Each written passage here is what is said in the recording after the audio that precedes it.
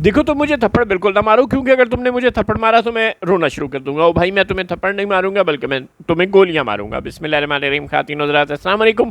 तहरीक इंसाफ और इस्टेब्लिशमेंट और pro establishment जमातों की लड़ाई बिल्कुल समझ से बाहर है। आप आज़ाद कश्मीर में आपने देखा जॉइंट एक्शन कमेटी को, जो कि वहाँ के लोगों ने, ताजरों ने जो तहरीक शुरू की थी आज से चंद माह पहले अपने हकूक़ के लिए, उस तहरीक से वाबस्ता लोगों ने एक जॉइंट अवामी एक्शन कमेटी बनाई थी।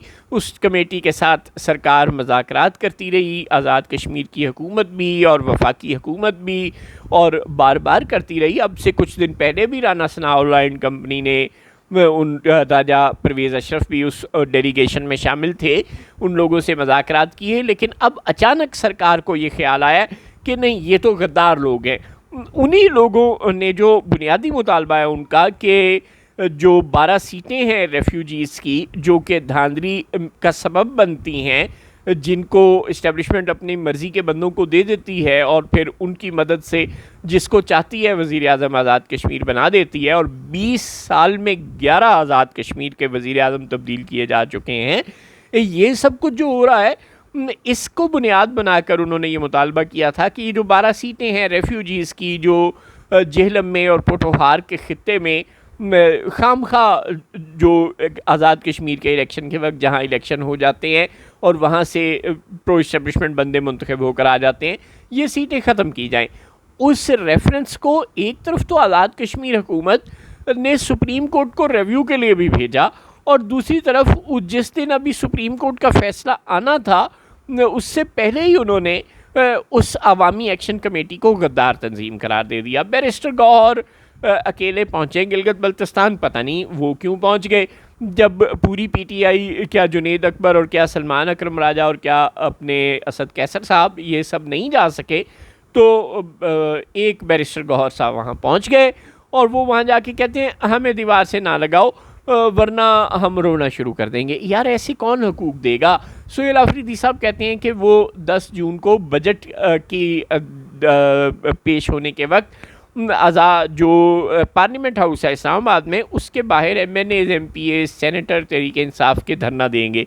वैसा ही धरना जैसा आपको याद होगा चंद महीने पहले महमूद अचकज़ई और अल्लामा नासिर अब्बास और इन दीगर PTI के MNAs ने पार्लियामेंट में कैद होकर दिया था। यार ऐसे धरने से क्या हो जाएगा।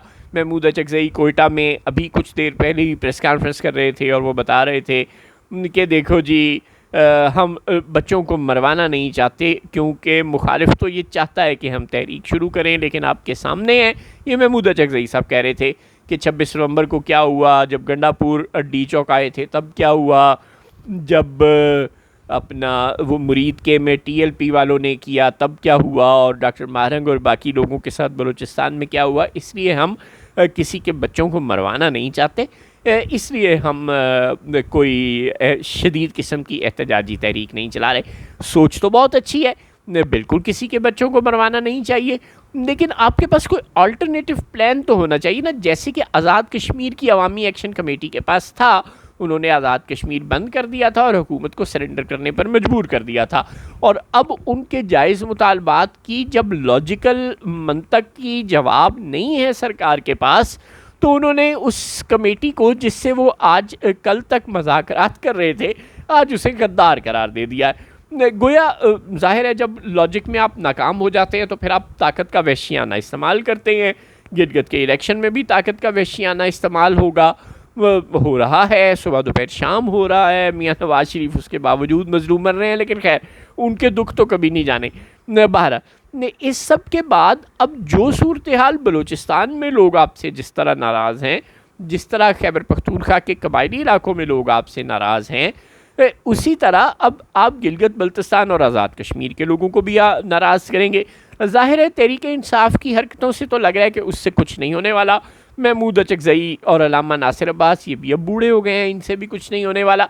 हाँ, लेकिन जिस तरह आप आज़ाद कश्मीर और गिलगित बल्तिस्तान के लोगों को भी मुश्तल कर रहे हैं, तो यूँ लगता है कि आप कोई ना कोई लावा पका रहे हैं, जो बजट के बहाने फटे, आज़ाद कश्मीर इलेक्शन जो कि अब जुलाई में होना है उसके बहाने फटे, GB के इलेक्शन के बहाने फटे, या जिस भी बहाने फटे, लेकिन ये लावा लगता है फटने वाला है और सरकार इसके लिए खुद ही मेहनत कर रही है।